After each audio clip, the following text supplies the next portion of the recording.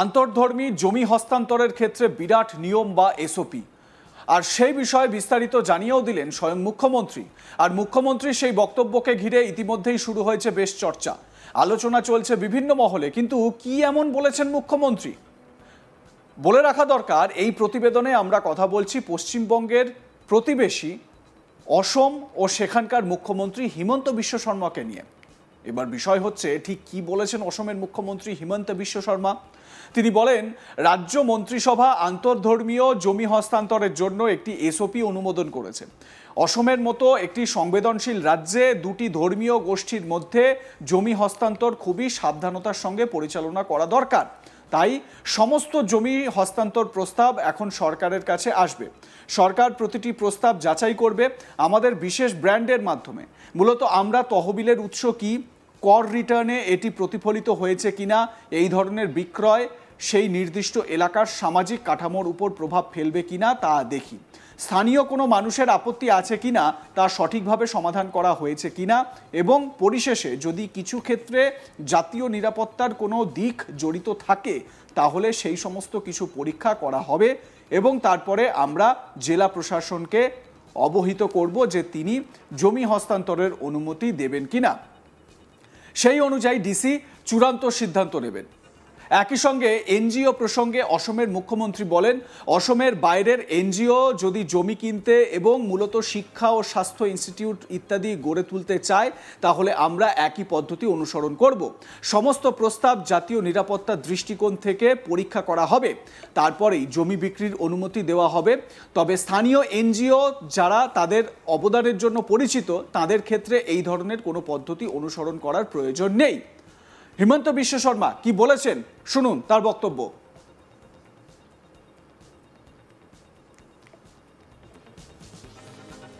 Today, State Cabinet has approved a SOP for inter-religion land transfer.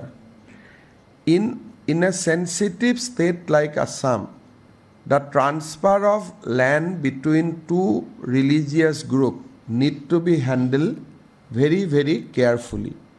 So all such land transfer proposal will now come to the government. Government will scrutinize each and every proposal through our special branch. Basically we look it at whether source, what is the source of the fund, whether it has been reflected in the tax return or not, whether that kind of sale will affect the social fabrics of that particular locality, whether if any local people has objection, whether that has been addressed properly or not, and finally if there is any national security angle involved in some in certain cases. So all these will be examined, and thereafter we will inform Deputy Commissioner whether he should allow the transfer of land or not. Accordingly, DC will take the final decision. NGOs from outside the we are also observe the same procedure where NGO from outside Assam sought to seek to procure land in Assam and basically to establish educational and health institute, etc. All such proposal will be examined from the national security angle. Only thereafter land sale permission will be allowed. However, for local NGO which are known for their contribution, no such procedure need to be followed. উল্লেখ্য, কিছুদিন আগে সরকারি জমি দখল অপসারণের চলমান প্রক্রিয়ায় অংশ হিসেবে অসমের লখিমপুর জেলার 3টি স্থানে উচ্ছেদ অভিযান চালিয়েছে সে রাজ্যের সরকার। জেলার গ্রাম চারণভূমি সংরক্ষণ এলাকায় বসবাসকারী লোকদের নোটিশ জারি করার কয়েকদিন পরই মুসলিমদের 300টিরও বেশি বাড়ি ভেঙে ফেলা হয়। যেসব এলাকায় এই উচ্ছেদ অভিযান চালানো হয়েছে সেগুলি হলো খ্রিশ্চান চারণভূমি, দেবেরা চারণভূমি এবং ফুকনারহাট চারণভূমি। সেই সমস্ত এলাকায় পশুপালনের জন্য সংরক্ষিত জমি দখল করা হয়েছিল বলে অভিযোগ। উচ্ছেদের আগে অসম ভূমি ও রাজস্ব আইনের পাট্টা বিধির 18(2) এবং 18(3) ধারার অধীনে 300টিরও বেশি পরিবারকে নোটিশ দেওয়া হয়। দখলদাররা প্রায় 300 বছর ধরে চারণভূমি সংরক্ষণ এলাকায় বসবাস করে আসছে। এলাকায় মসজিদ, ঈদগাহ মাঠ এবং স্কুল তৈরি করেছিল তারা। এই বিষয়ে উচ্ছেদ অভিযানে উপস্থিত থাকা এক পুলিশ আধিকারিক বলেন, বন দপ্তর আগে থেকেই মানুষকে নোটিশ দিয়ে রেখেছিল। অসম পুলিশের নিরাপত্তা এখানে দেওয়া হয়, স্থানীয় মানুষের সহযোগিতাও পাওয়া গিয়েছে। সেই সময় পুলিশ আধিকারিক কি বলেছিলেন শোনাবো আপনাদের। आज का ये इविक्शन जो है फॉरेस्ट डिपार्टमेंट ने प्लानिंग करके पहले से नोटिस दे रखी थी लोगों को जिन्होंने अनऑथराइज्ड स्ट्रक्चर यहाँ पे बना रखे थे, और उसके हिसाब से जो है स्ट्रक्चर्स को आज डिसमेंटल किया गया है और असम पुलिस और फॉरेस्ट प्रोटेक्शन फोर्स का प्रोटेक्शन यहाँ पे दिया हुआ है। लोकल लोगों का भी कोऑपरेशन यहाँ पे मिला, क्योंकि फॉरेस्ट में इस टाइप का अनऑथराइज्ड कंस्ट्रक्शन कोई चाहता नहीं है। तो आज का इविक्शन का जो स्टेज था ऑलमोस्ट कंप्लीट ही हो गया है और कहीं कोई प्रॉब्लम अभी तक हुई नहीं। सर, एनएसएन के ने कोई प्रेस रिलीज इशू किया था, जैसे रेगमा उन लोग का फॉरेस्ट डिपार्टमेंट उन लोग का अंडर में आता है, आप उसके बारे में क्या कहेंगे? क्योंकि ऐसे आर्म्स लेकर उन लोग मूवमेंट का वीडियो भी भेजा था। आर्म्स मूवमेंट असम टेरिटरी में कोई इस टाइप का कहीं किसी से रिपोर्ट नहीं हुआ है हम लोगों को। बाहर कहीं कोई क्या करता है वो इतना हम लोगों का कंसर्न नहीं है, बट असम लैंड में कहीं कोई इस टाइप का आर्म मूवमेंट रिपोर्ट नहीं हुआ है अभी तक।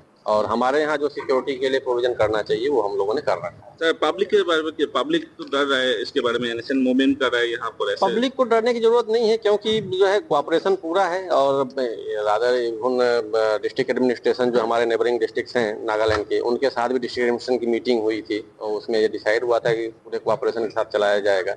उसी के साथ फुल कोऑपरेशन के साथ चल रहा है। यहाँ तो कोई इस टाइप का जो है झमेले वाली बात नहीं है। जो अनऑथराइज्ड स्ट्रक्चर्स हैं रिजर्व फॉरेस्ट में, उनको थोड़ा ही जाना चाहिए, वही काम हो रहा है। सर, आज एबेक्सो में कौन कौन डिपार्टमेंट इसमें जोड़ा था? बेसिकली फॉरेस्ट डिपार्टमेंट लीड कर रहा है, क्योंकि रिजर्व फॉरेस्ट, और बाकी सब लोग इसमें प्रोटेक्शन दे रहे हैं। प्रोटेक्शन के लिए आप लोग आसाम कमांडो भी था ये? এ বিষয়ে অসমের মুখ্যমন্ত্রী হিমন্ত বিশ্ব শর্মা বলেছিলেন, এটা বেঁচে থাকার সংগ্রাম, আমরা অবৈধ বিদেশিদের কাছে ভাড়া দেব না। কি বলেছিলেন হিমন্ত বিশ্ব শর্মা সেদিন শুনুন। আমি জীয়াই থকাৰ বাবে আমি আকৌ এবাৰ সংগ্ৰাম কৰিম। সেই সংগ্ৰাম হাতত অস্ত্ৰ লৈ কৰা সংগ্ৰাম নহয়, সেই সংগ্ৰাম আমাৰ স্বসংকল্পৰ সংগ্ৰাম। আমি কোনো মাটি অচিনাকি লোকক বিক্ৰী নকৰো, কোনো ঘৰ অচিনাকি লোকক ভাড়া নিদিওঁ, আৰু চৰকাৰী মাটিক আমি বেদখল হ'বলৈ নিদিওঁ। মই চৰকাৰৰ বিষয়াসকলক আহ্বান জনাম, ভৱিষ্যতে যদি এটুকুৰা চৰকাৰী মাটিও বেদখল হয়, জিলাৰ আয়ুক্তসকলে নিজে সাৱধান হৈ থাকিব লাগিব, চৰকাৰে তেওঁলোকৰ ওপৰত ব্যৱস্থা ল'ব। মই আজিৰ স্বাধীনতা দিৱসৰ পতাকাৰ তলত থিয় হৈ অসমৰ ব্যুৰ'ক্ৰেচিক আহ্বান জনাম, কম্প্ৰমাইজ।